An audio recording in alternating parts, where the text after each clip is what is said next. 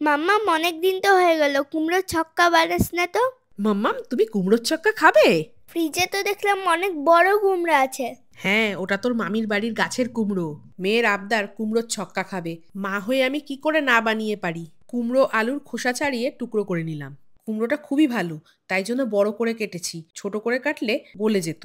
কুমড়ো আলুর সাথে আগের দিন রাতে ভেজানো ছোলা, চেরা কাঁচা লঙ্কা, বাটা আদা, নারকেল নিয়ে নিয়েছি। এবার সর্ষের তেলে 5 ফোড়ন, শুকনো লঙ্কা, তেজপাতা ফোড়ন দিয়ে টুকরো করা আলু আর ভেজানো ছোলাটা দিয়ে দেবো। এরপর একে একে আদা বাটা, হলুদ গুঁড়ো, লঙ্কার গুঁড়ো, ধনের গুঁড়ো, জিরের গুঁড়ো, নুন, মিষ্টি দিয়ে কষিয়ে নেবো। মশলা যেই কষে আসবে দিয়ে দেবো পরিমাণ মতো হিং। তোমরা চাইলে হিংটা আগেও দিতে পারো, মানে যখন 5 ফোড়ন শুকনো লঙ্কা ফোড়ন দিলে না তারপরে। যাই হোক, মশলা থেকে তেল ছেড়ে গেলেই কুমড়োগুলো দিয়ে কিছুক্ষণ নাড়াচাড়া করার পর পরিমাণ মতো জল দিয়ে দিয়েছিলাম। তারপর ঢাকনা দিয়ে রান্না করব যাতে আলু আর কুমড়োটা সেদ্ধ হয়ে যায়।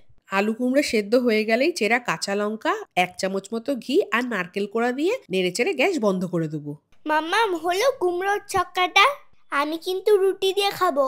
হ্যাঁ রে, হলো হলো, দাঁড়া তোদের দিচ্ছি।